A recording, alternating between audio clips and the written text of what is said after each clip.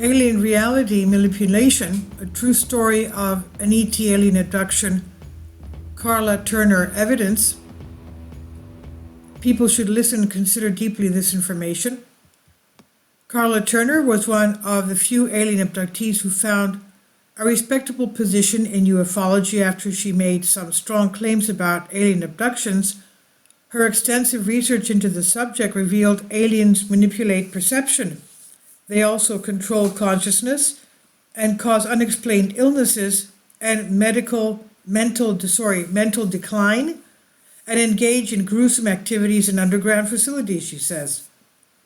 Her findings highlight the alarming physical, psychological, and spiritual consequences faced by abductees, raising questions about the true nature and intentions of these encounters. Dr. Turner was an intrepid human rights activist and alien abduction investigator. With a background in Old English studies and a former college instructor, she authored 3 books on the abduction phenomenon: Into the Fringe in 1992, Taken in 1994, and Masquerade of Angels, 1994. That's very interesting, Masquerade of Angels. Could it be that they're demons actually masquerading as angels or extraterrestrials? Co-written with psychic Ted Rice, her work raised important questions about the true nature and intentions of these quote-unquote extraterrestrial encounters. Dr. Turner had been involved in studying alien abduction since 1988. In her books Into the Fringe and Taken, she shared her abduction experiences and the stories of other abductees, highlighting the disturbing nature of these events. In Masquerade of Angels, she recounted the experience of Ted Rice, who initially believed the aliens to be benevolent but later realized their predatory nature. One particular account involved Rice as an 8-year-old boy witnessing his deceased grandfather transforming into a reptoid and demanding intimacy with him, resulting in the death of his grandmother shortly afterwards. What is going on? Dr. Turner lost her battle with breast cancer in 1996, and only after that her work was published, where she describes her family's first-hand encounters. In her work, she also suggested that the abducted are targeted individuals and not chosen randomly. She was convinced the military targeted abductees in response to the reports people had made. In one of her interviews, Dr. Turner explained how she became involved in the field. Initially, her family had no knowledge of the phenomenon until they began experiencing UFO sightings and abduction encounters. Dissatisfied with the available UFO literature, she took it upon herself to conduct research and find trustworthy answers. She started by documenting her family's experiences in her book Into the Fringe, which chronicles their awakening and copying process. And eventually she worked with Barbara Bartholik, Tulsa, Oklahoma-based UFO abduction researcher, on her case and began working with her on other cases. It was discovered that abductions were transgenerational in her husband's family, with accounts dating back to the early 1900s.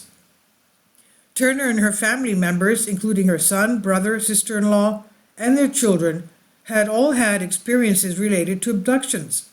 Some family members were initially hesitant to discuss their encounters until they learned about Turner's experiences. Hypnosis was used to discuss their encounters until they learned about Turner's experiences. The hypnosis used in their research, although it has been controversial, with some researchers suggesting that it can lead to false memories. Turner's opinion on these issues is not stated in the given excerpt. Now, in her book, named Taken, she discusses the idea that some prominent abduction theorists state should be avoided.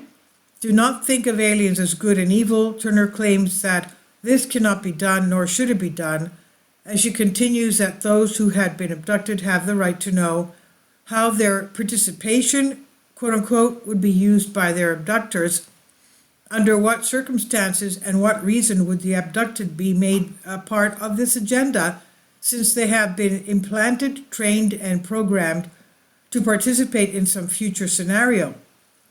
Don't abductees have the right to know for what purpose our minds, bodies, and souls will be used? Dr. Turner's main concerns regarded alien abductions, where were the aliens' cruelty towards abductees, both physical and mental. Victims experienced traumatic events such as forced impregnation, painful miscarriages, and severe injuries. Turner believed that the aliens had complete control over the minds of humans, using psychic technology to manipulate their perceptions and memories.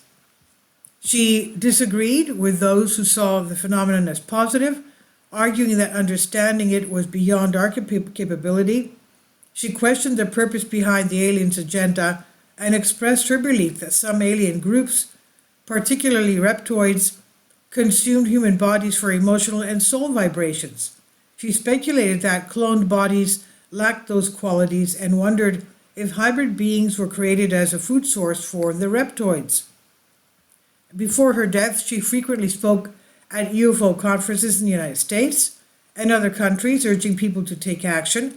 She claimed that aliens were manipulating our perceptions and spreading disinformation to weaken us and deceive us into thinking they cared about us, when in reality their intentions were self-serving and disregarded our well-being.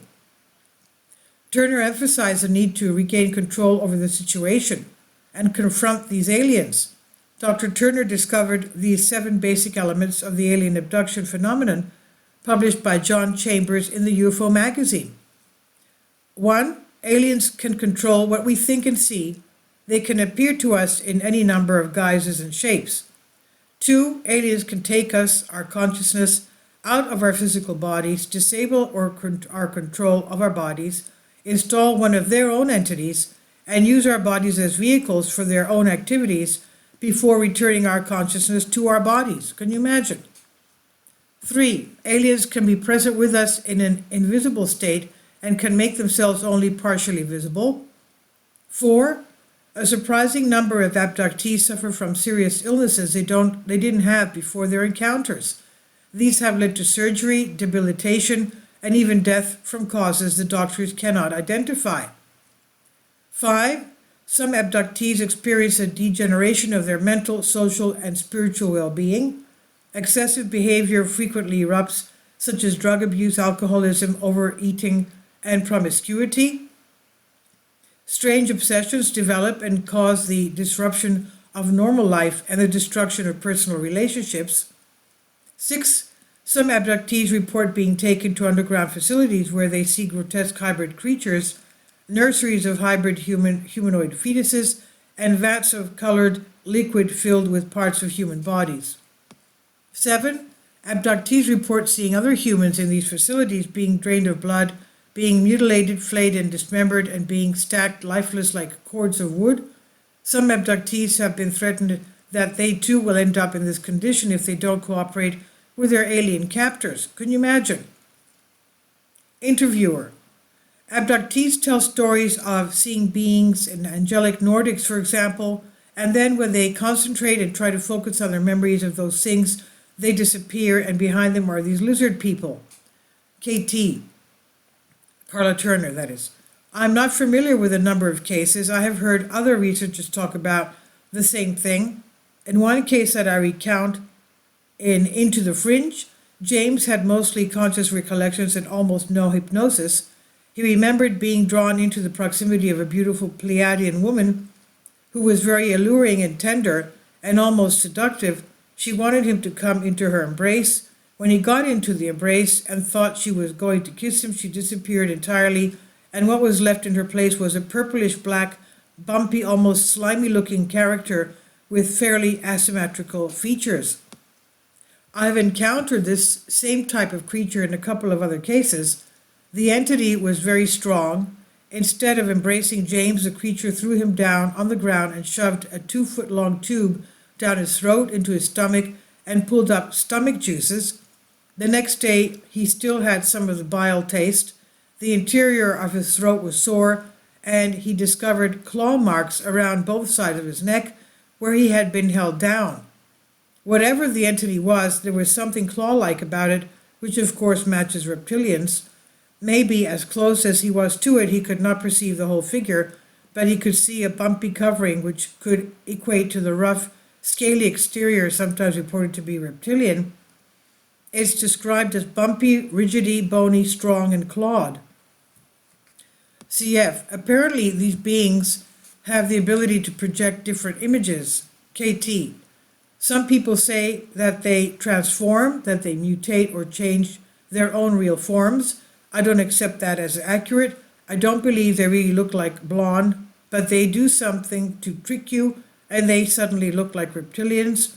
I think that what they alter is human perception. They certainly can project false images, just as Ted Rice's grandmother was shown her dead husband so that she would consent to have a sexual encounter. Ted's grandfather had been dead for 6 years, and in the middle of having the encounter with what she thought was her restored husband, the image disappeared. I suppose because the aliens wanted to get the emotional juice from her, and she saw a reptoid on top of her. This to me sounds a lot like demonic entities approaching people. When we see things like this, let's not forget to mention the word Jesus Christ and do the sign of the cross, and that's the way they can disappear. This is by Vicky Verma on House and Wise, and it's on Collective Spark.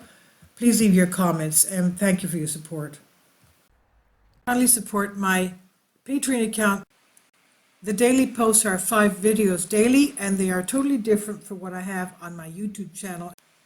Thank you so much for your support, and that you find all my content so interesting. You'll find the Patreon account details in the description box below.